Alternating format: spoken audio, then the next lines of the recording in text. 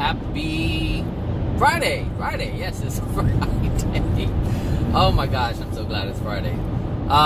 So today I'm going to talk about, I was trying to figure out what to title this or how I was going to word it.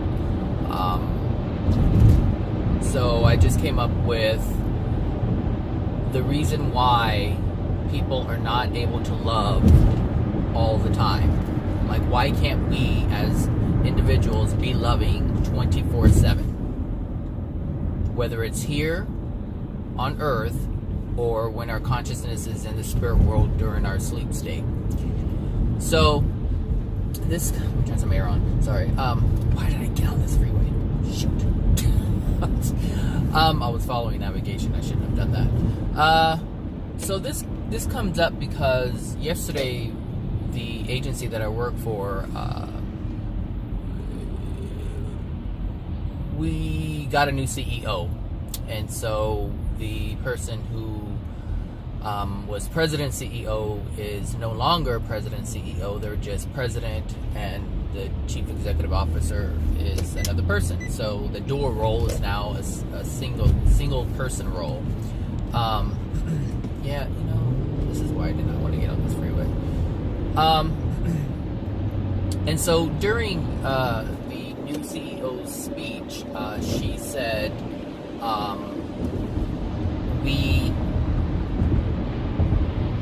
she said that she whatever the interaction that she wants to have with the agency, with people, the staff, or whatever, she wants to meet us with love, and she wants to do her job in love. And so I thought that was quite interesting that someone would say that, because generally we don't hear that from leaders or people who are in positions of leadership. But she did. She said it, and I was listening to the whole. I was actually listening to what she was saying. There were people who were rolling their eyes, because they're used to the same old. And anyway, I just wanted to talk about why, because here's the thing: when you're in a position like that, you are going to be presented with, and even not in a position like that, all people will be presented with opportunities to compromise that love that they profess to have. And at some point, she is going to do something that is unloving. And most people don't know why this is. I mean, we say we are loving. We say we want to be loving. We say that, some people say that we are love. I am love. I am light. They say all these different things, but yet unloving things tend to happen from those people, and they don't understand why.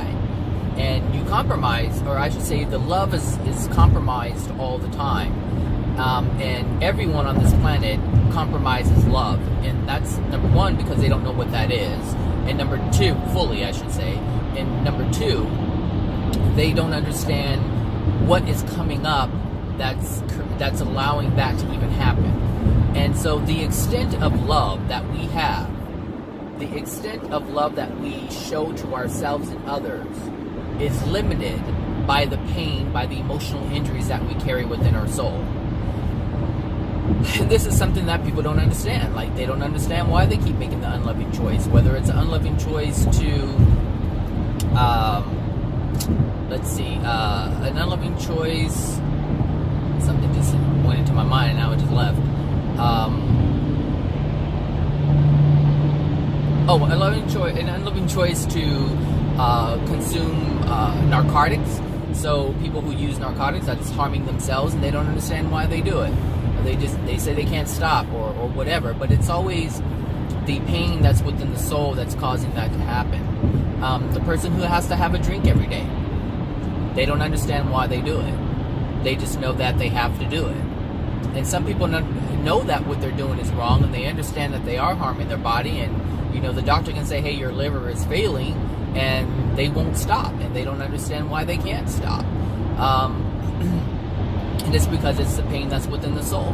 And so the pain will always, always, always, always be the one thing that compromises love.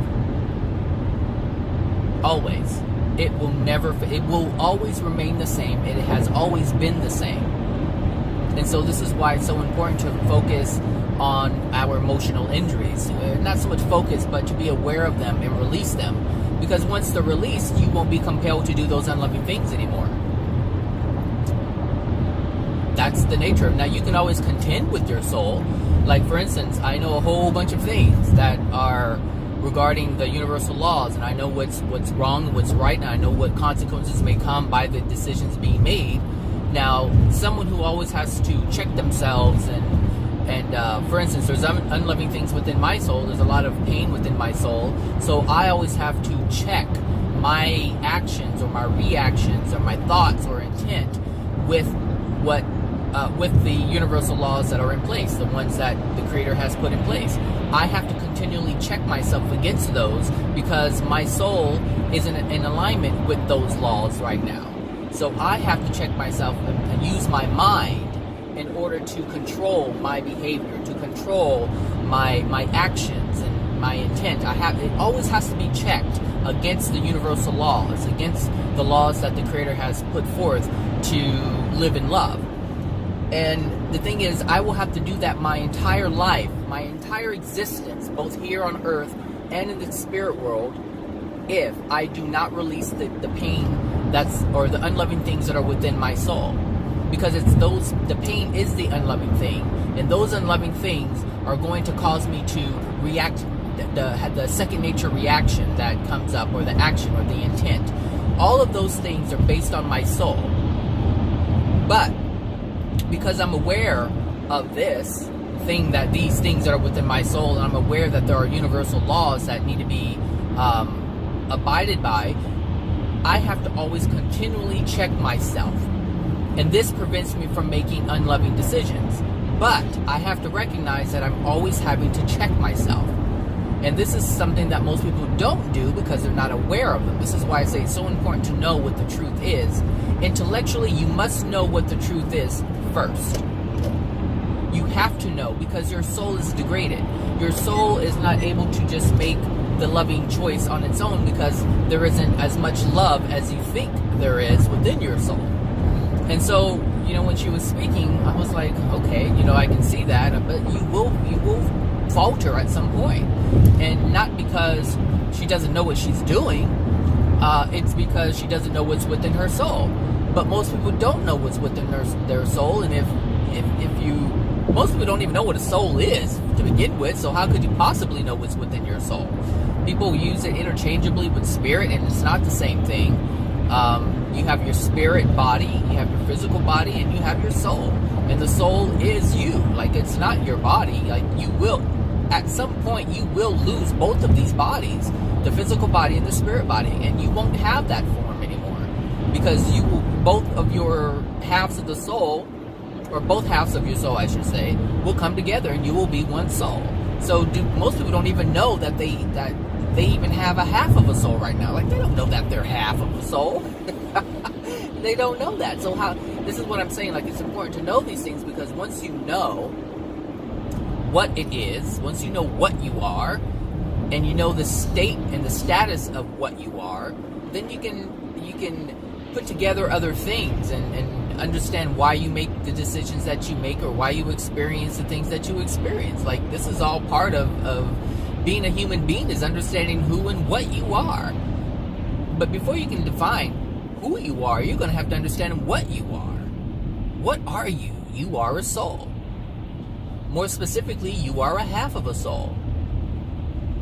So when it comes to love, we can believe that we are loving, but that's probably a belief. Actually, it's not probably. That's a belief that it would be in your best interest if you got that out of your head. Because we are not loving. If we were loving, we wouldn't do unloving things to ourselves or to others. And we wouldn't experience the pain that we experience if we were loving. Because in this universe that is created in love and governed by love, if you have love, then you will not experience suffering. And at some point in your life, on a daily basis, there's something that you're unhappy with. And that is a form of suffering. And we have to understand this in order to improve ourselves, because if we keep walking around in a degraded state saying that we are love and light and unicorns and butterflies and send hearts and this is what I am, and we are, what do they say? What is it saying New Agers use right now? We are pure love. We are divine, and we are part of source energy. We are part of divine energy, and that's true. Like our creation was from the Creator. And so we do come from one that is divine, but that does not make us divine. Just like a doctor, two doctors can have a child, but that doesn't mean that their child is going to want to be a doctor. That's not what that means. That child can only assume that role if that's the energy it wants to accept. And so that's the same thing with our soul. Our soul is made from a divine creature, but that does not make us divine, but it gives us the potential to hold that divine energy if we should choose it. But there's certain things that must be done in order for that to happen. Before you can be a divine being, you have to accept the divine love. You have to accept the divine energy.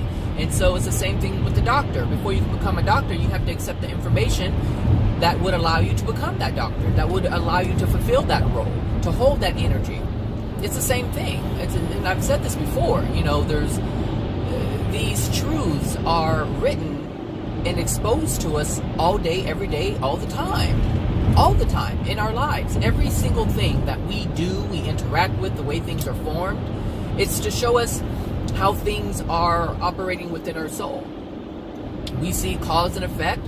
There's a cause and effect with our soul. Hold on a second. I'm getting turn the air off. Sorry about that. I'm trying to adjust this hair.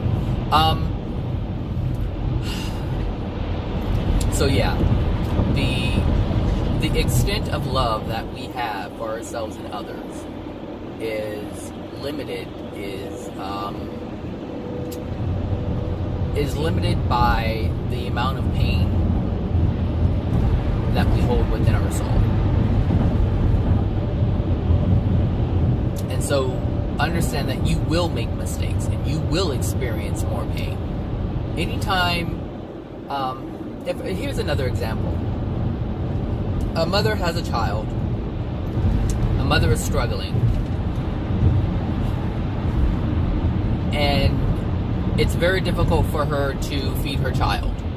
All right? And this could be, a man could be involved, be there, and he can be in the same situation, or he can be absent. It doesn't matter what it is. But a mother will look to take care of her child. Some of them will. So this can go two different ways. When there's a lack of love, when there is a lack of love, there will be an effect from that causal action or whatever from the lack of love. So whatever action we take in a state of being unloving, it will yield an unloving effect. So let's say the mom wants to ensure that her child eats. She could possibly go and sell her body, meaning do unloving things to herself or allow unloving things to happen to her, which means she's in agreement with this because she is taking this action just so she can make a few bucks to feed her child, if that's what her priority is. And that's one way of that playing out. Another way of playing it out is she could engage in drugs in order for her not to feel the pain, which is unloving to herself and her child because it compromises both. And so this is what I'm saying. The fears that we have, the pain that we have, and generally it's the fear of the pain is what's present. Pain is present, and the fear causes us to make decisions so that we don't feel that pain, so that we don't experience that pain. And anytime we run away from anytime we run away from pain, we experience that fear of feeling that, so that causes us to run away from it, and that causes us to make a decision. That causes us to act or react, whichever one you want to choose, because they're both actions. That causes us to take an action that is unloving, that will yield a consequence. That consequence will become pain, and then what happens is we will have that consequence will cause pain somewhere else. That will yield another reaction or response, which causes another painful experience to happen. And this is all what people call karma, or the law of compensation. Every time we do something that is unloving, the universe is designed to compensate for that. There's like an infection that is happening within the system of love that has been created, and the universe is designed to try to correct it. And that's what the law of compensation is. That's what people call karma. And I don't like to use karma too much because people use it in different ways, and it's so convoluted, it's crazy. So I just use, the term, the actual law is the law of compensation. It is trying to compensate for the unloving things that are being done. And that is done through pain, because pain is the one thing that stops us in our tracks.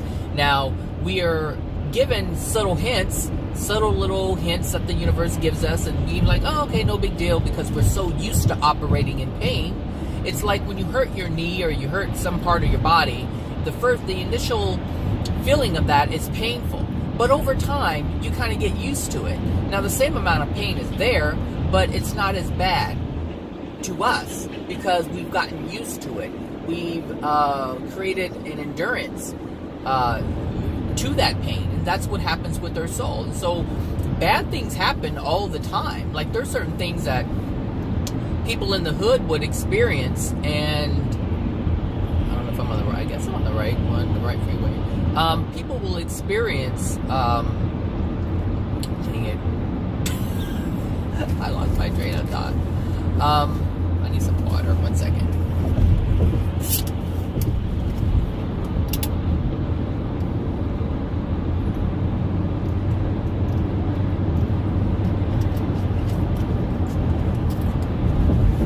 Okay, I don't know what I was saying before.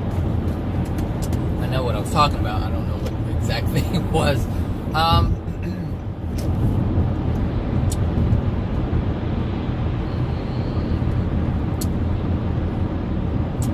think I'm gonna stay on the freeway this time.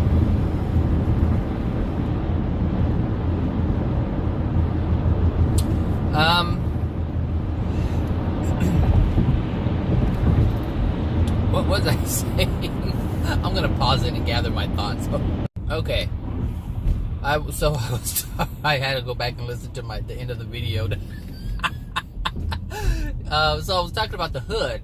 I was using that as an example. So there are people in the hood who experience certain things. People who live in poverty who experience certain things, and they're used to it. Like, they're used to their lifestyle being what it is.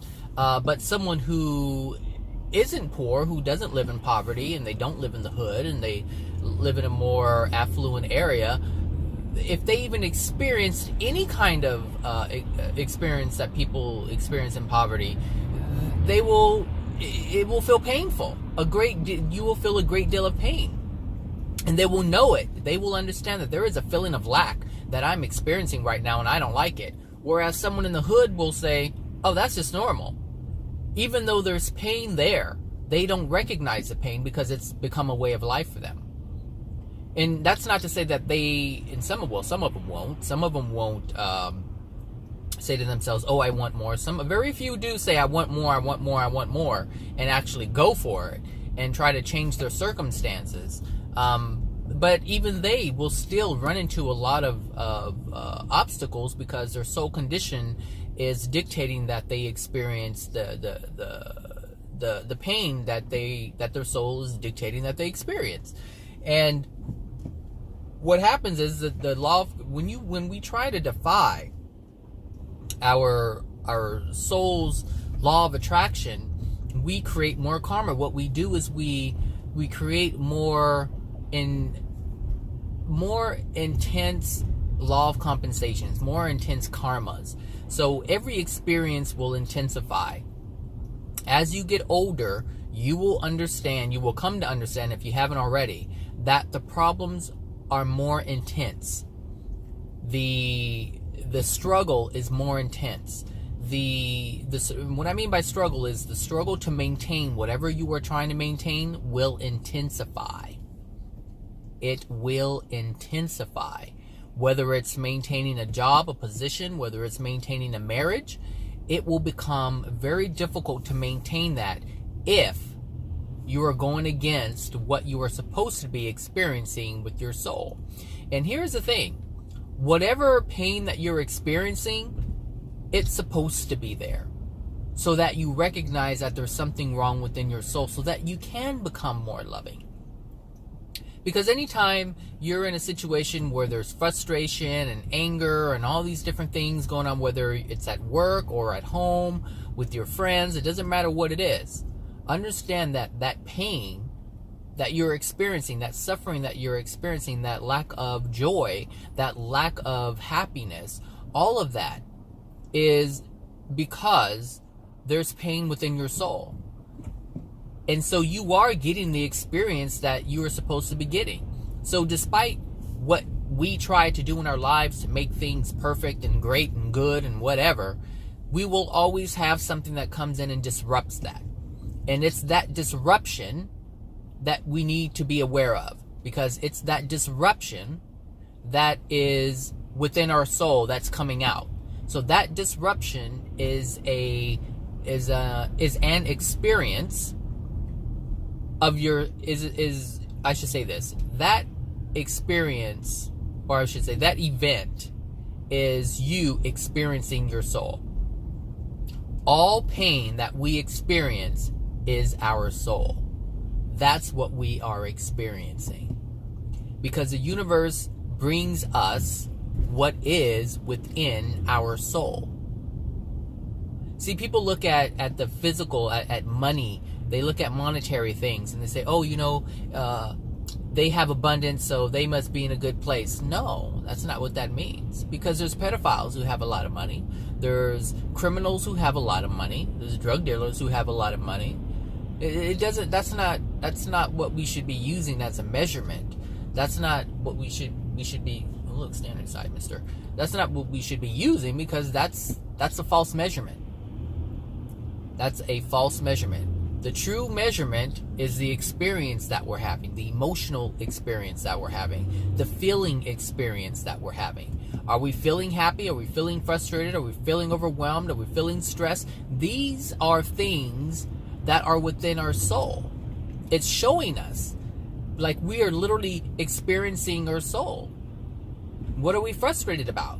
Well, I want things to go a certain way, but they're not going a certain way. And so we have to ask ourselves, why aren't they going a certain way? Well, because our soul says it can't go that way. It cannot go that way, and we have a sense of freedom and joy. We should be able to have whatever we have and feel a sense of freedom, feel a sense of joy, feel a sense of happiness, all these different types of freedoms of love or expressions of love we should be able to experience. But when we have these things, whether you have a Mercedes, a BMW, a Lexus, or whatever, if you want a sports car and that's what you have, you should be able to have that and feel good about having that. But what happens is we have that and we still get frustrated. We have experiences where someone will rear end us or sideswipe us, or do something, bang our car when we're in the store, whatever. All these are experiences based on our soul. Like our soul commanded the universe to bring that experience to itself so it can experience that and understand you, the mind. I'm talking about you, so that you can have that experience, so you can say, why is this happening to me? Because every bad thing that happens, every unloving thing that happens, everything that happens that causes you pain or suffering in some way, shape, or form is because of your soul. And so anything that happens to your possessions, whether it's your car, your house, or whatever, all that is a representation of you. So the soul, so let's just say this. If someone's car gets sideswiped, it gets T-boned, that's not because of your soul. It's because of their soul. Your possessions are an extension of you. And the universe knows everything that's connected to you. And knows that if you feel you have ownership over this, or this is your thing, you will experience pain when something happens to it. Like if someone rams their car into your car, you're going to feel some kind of emotional way about it. because that's your possession. Now that's your soul experience. If something happens to you, if someone vandalizes your home, that is your home. You identify that as your home. That is an extension of you. And you are going to feel some kind of emotional way about it if that happens. If someone does something to your personal being, that is, your body is part of you. It's an extension of you. And if something happens to it, you're going to feel some kind of way about it. This is how we have to understand the universe to operate. This is how we have to come to understand our being to operate. This is how we have to come to understand that this is how it all operates. Because if you have this understanding, then you'll have a better understanding as to why things are happening, when they're happening, and why they're happening. That's the whole point, is to understand why things are happening so we can stop doing the things that we're doing that's causing the pain to happen in the first place, and also understand what's within our soul that's even causing the experience to happen. Like all of these things, I made it actually pretty early. And that's because I got gas early. But anyway, welcome to LA, people. Welcome to Los Angeles. So yeah, my camera looks a little blurry.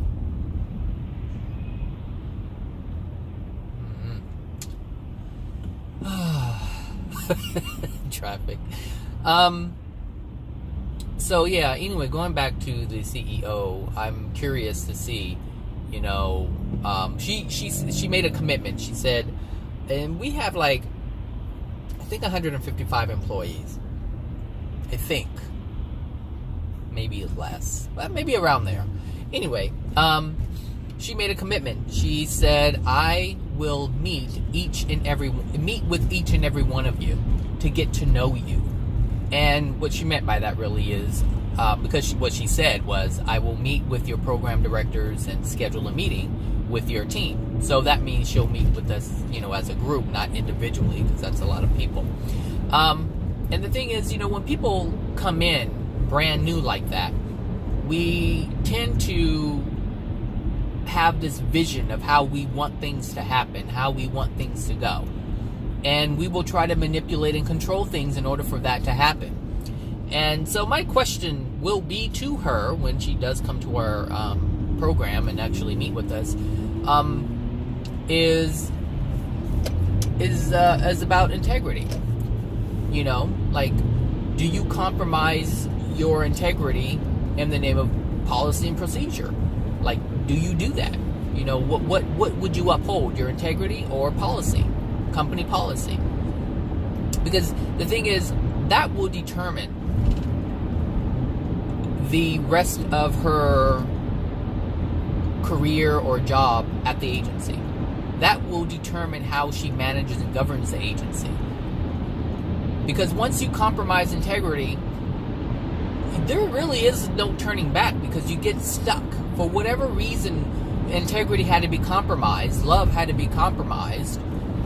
For whatever reason, and this is what I'm saying, like, there's something that's within everyone's soul that will cause us to compromise our integrity.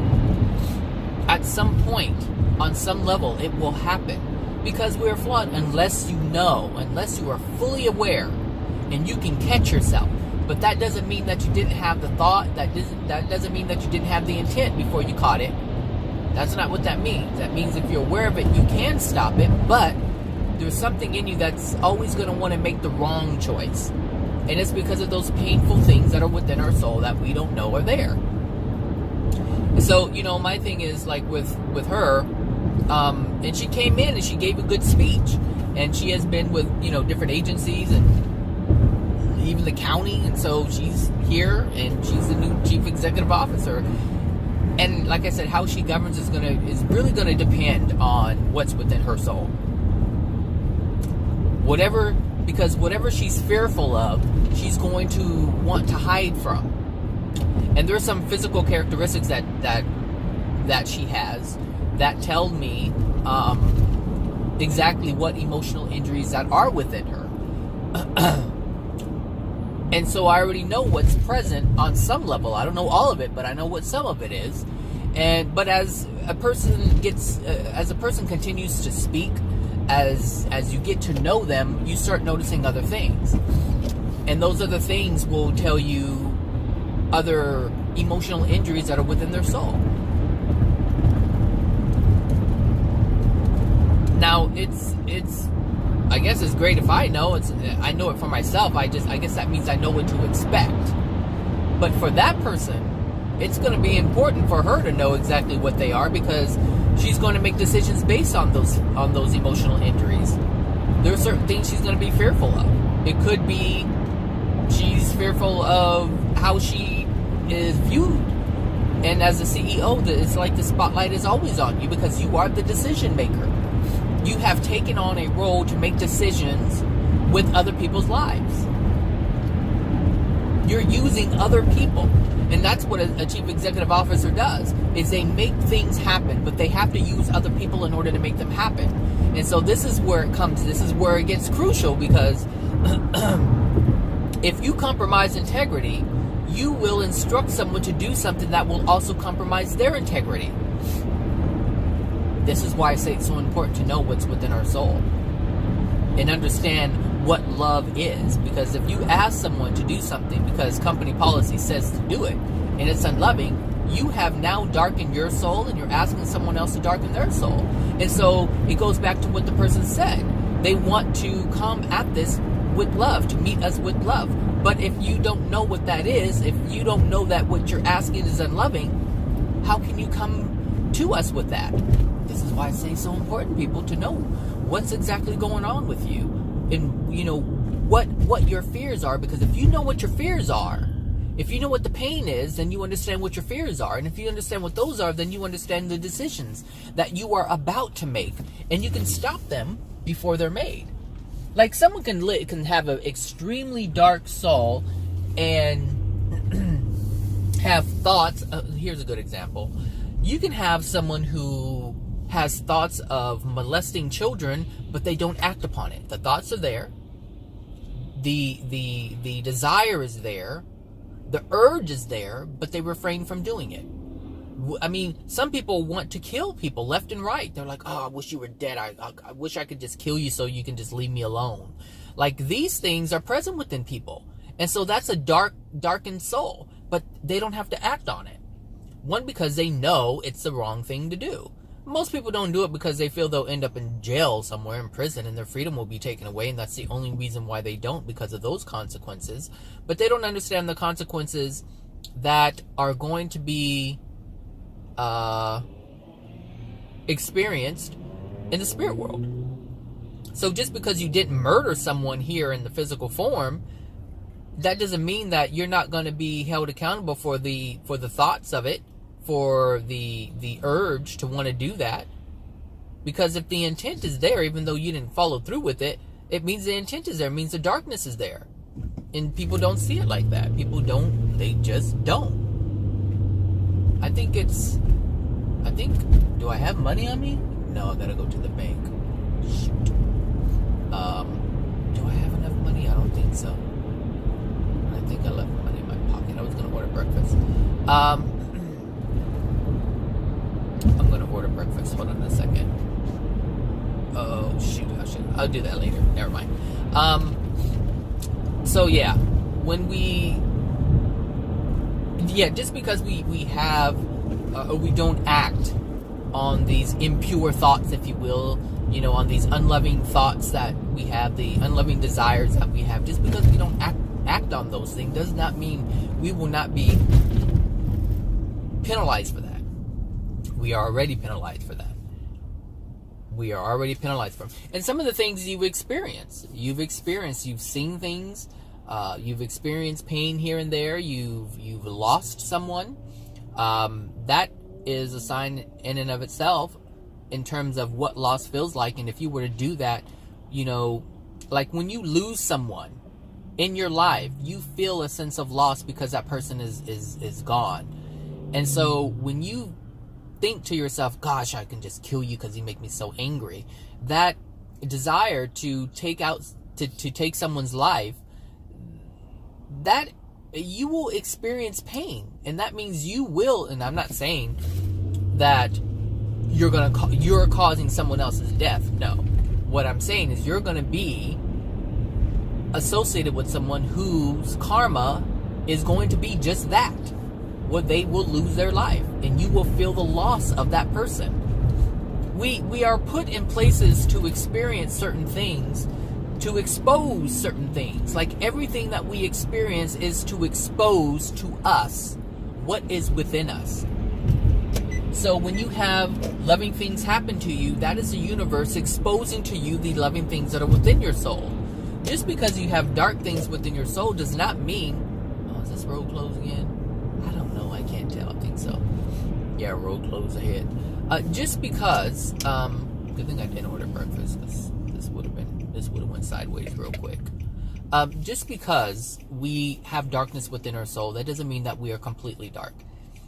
It just means that there's a mixture of love and unloving things within our soul. And this is, you know, the level...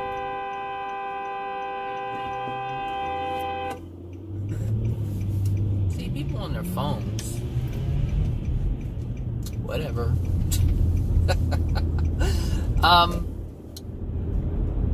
Like that right there. That was an unloving thing. And this is what I mean. Like, it's so subtle and people don't realize it. That car there, whoever was in that car could give a shit about anybody else around them. Like, they were so involved in their phone. I mean, we know we don't... When we're operating a vehicle, first of all, this is a heavy piece of machinery that can take out someone's life like that. Like, we are operating this machinery that can literally take away someone's life. And so we must be alert and aware of what we're doing at all times. Because sometimes people do make mistakes. And we have to be aware of that in order to compensate for that. Just like the universe sends out experiences to help compensate for the unloving thing. We have to be aware.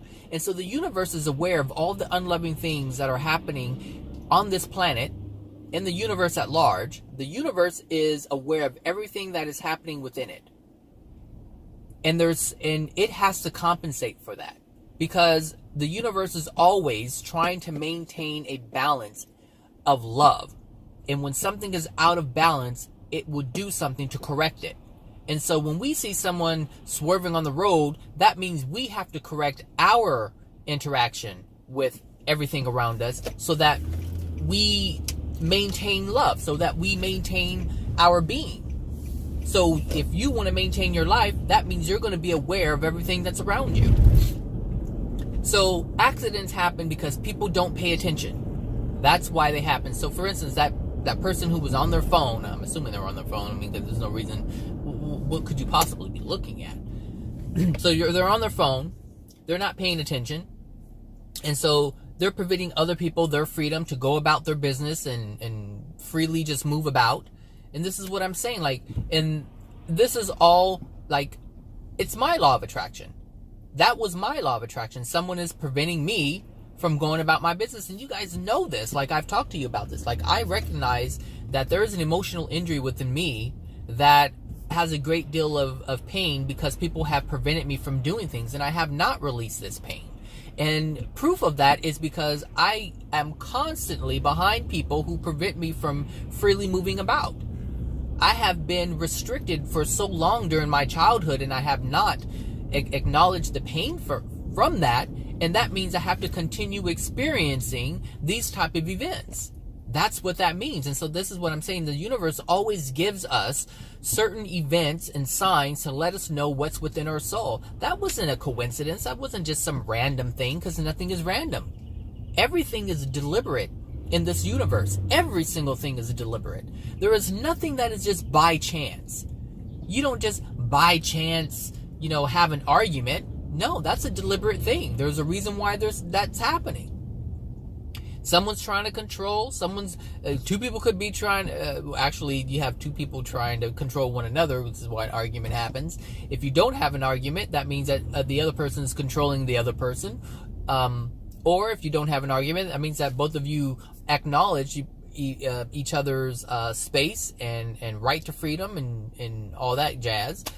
So, I mean, different things can happen for different reasons, but we have to be aware of why these things are happening. We have to be aware. So, I'm interested to see how this person is going to lead. I mean, because, of course, we're dealing with facade. Everyone has a facade. And, of course, you want to put the best face forward and get people to believe what you want them to believe using words. But only time will tell if the words that she chose to use are authentic or not. Is she trying to live the best life possible, or is she trying to lead? Is she trying to lead the best way she can lead? Is she trying to do everything in her power to make sure that she does lead in a loving way, or were they just words? We will see. And the thing is, what I will see is what her true soul condition is. I will see that. I know what the true soul condition is of the one who was before her. I've seen many things, and I know what the soul condition is of that person. I know what the fears are. And since I know what the fears are, I know what the pain is. And this is the thing, we can always deduce what the cause is, what the pain is, if we look at the effects. Always, always, always. People do not have to tell you what their pain is. They don't have to tell you what their fear is. They've already told you in the effects, because everyone is making a decision based on their soul. Everyone is making a decision based on the pain that's within their soul. Everyone is making a decision based on the fear within their soul. Like, a lot of people don't want to admit that they have pain, but it's there. And so they're going to make decisions to cover that up, to make it seem like. But the effects will always come forward, because we live in a universe of love and truth. And that means that the truth of our being, the truth of who we are in the moment, will always be exposed by the effects. This is the way the universe is set up. You don't need to go to college to figure it out. It's very simple. You can always tell. This is interesting, because man has created all kinds of studies to try to figure out people, and you don't even need it. You don't need it. I can explain things to doctors sometimes their minds are blown, and it's like,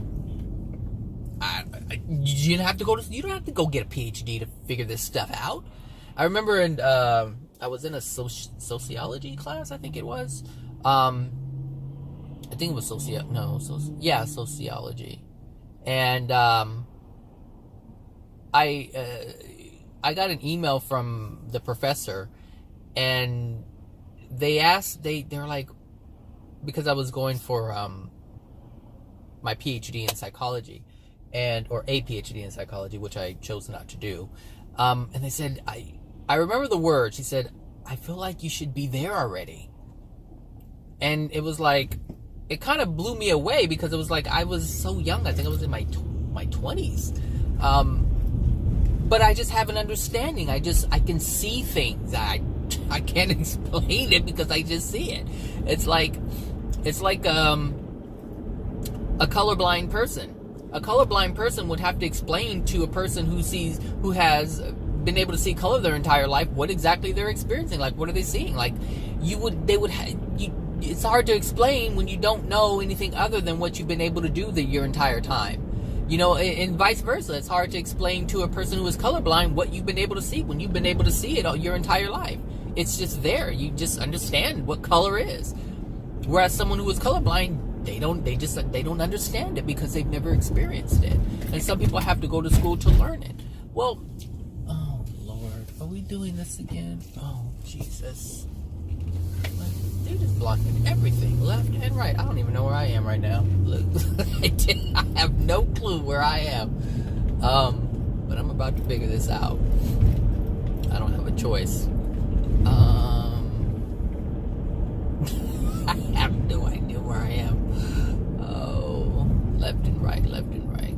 Okay, there's a school. All right, school bus. I still don't know where I am. Schools are good. Oh shoot. I'll go this way. I don't know where I'm going. What else? dead end, it'd be my luck. Oh man. Okay. Oh, see these streets in LA.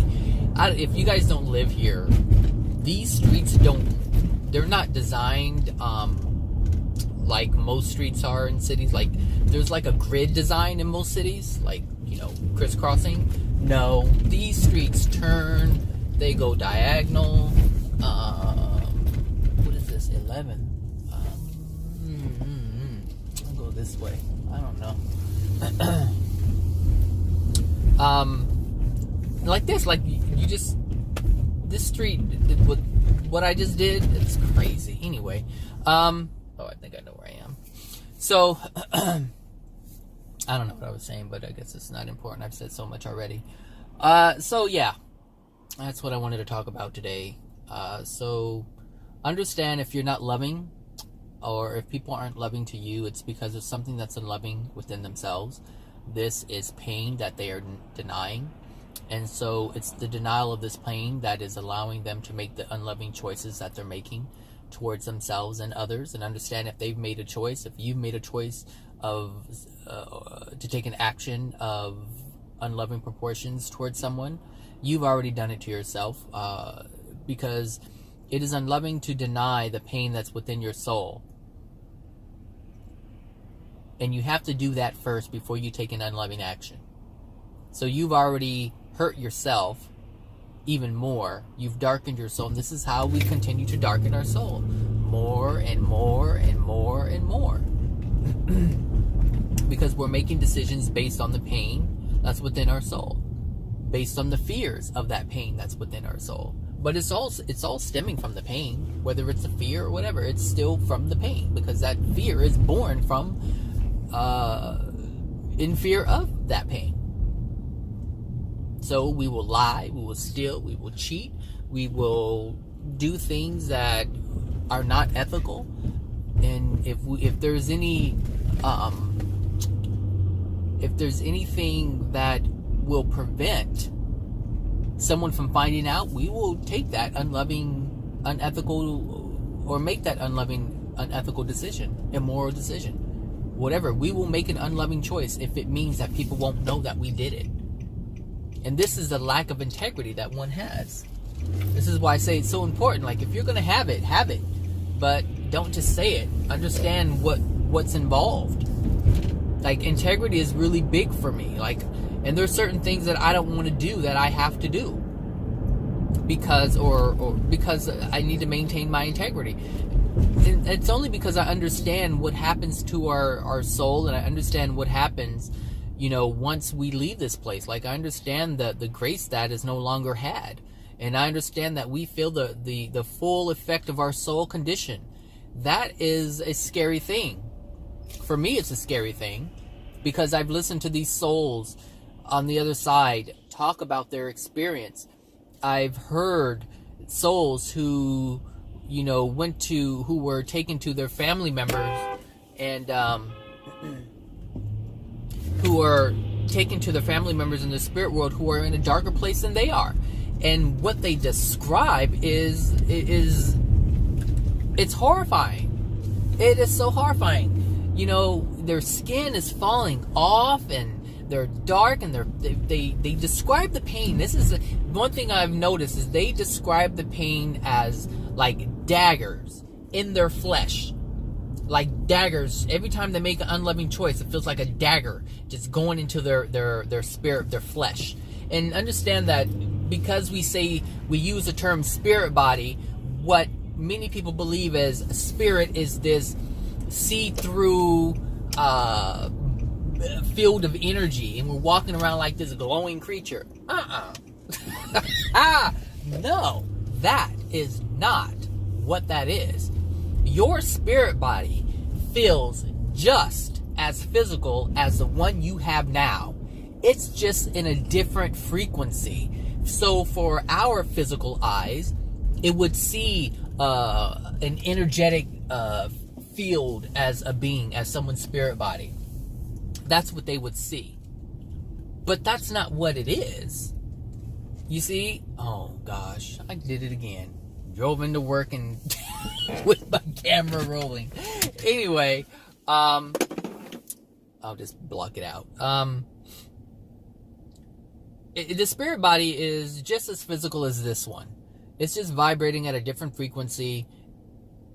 So if someone stabbed you with a dagger right now, this is why they describe it that way. This is exactly why they describe it that way in the spirit world. Because that's the equivalent to what we would feel here in our physical form. Because they were once in a physical body, these spirits, just like you and I. They were once in this space that we occupy right now. And so the best way to convey it is what they know. And understand, anytime a spirit talks about their life, it's going to sound very similar to how we experience life here, because that is what they've known for so long. This experience in physical form is the basis of the rest of their entire existence. Everything that they've ever learned first was here. They learned pain first here. They learned what love was, whatever extent of it that they did learn, they learned it here. All of their experiences, it's like a child. A child's first year of experience is here on earth. In a crib, it would only know that until it expands and expands and expands, but they always revert to the basics. A child will always revert to its basics in order to explain something. And when we transition to the spirit world, we will always use the basics, which is the basis of our understanding, which is our experience here on earth. This should tell you a lot about how things work in this universe. I mean, if I can make these connections, anybody can make these connections. I guess the only difference is people don't want to make the connections. I want to make connections. I love making connections. I really do. So anyway, that's that, people. I got to get in this building real quick. So I hope you guys have a great weekend, and I will talk to you guys later. Again, if there's anything you want me to talk about, you have questions about something, you can go ahead and write it in the comments, and I'll see it and respond to it. Sometimes response will require that I make a full-length video, because this is so much to type and I can't write it all in a comment. And if you don't feel comfortable putting it out there like that, you can send me an email at, Zachary@diamondsoulhypnosis.com, and I'll get that email. So that's it. So like I said, have a great weekend, everyone, and I'll talk to you guys later. Bye now.